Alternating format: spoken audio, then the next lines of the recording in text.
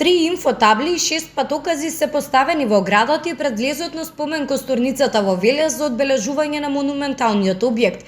Податоците за костурницата се напишани на 3 јазици, и тоа македонски, англиски и германски. Поставувањето на инфотаблите и патоказите е дел од проектот спроведен од страна на Институтот за стратешки истражувања и едукација, со кој се опфатени голем број споменици од бруталистичка архитектура во државата. Со доброволни прилози собрани од жителите на Велес, споменикот изграден во 1979 година. Автори на ова грандиозно дело се архитектот Саво Суготин, скулпторот Љубомир Денковиќ и сликарот Петар Мазев. Внатрешноста на споменикот е представена преку мозаикот на Петар Мазев, што представува композиција од 5 слики на кои е прикажана историјата на македонскиот народ, почнувајќи од турскиот па се до повојниот период.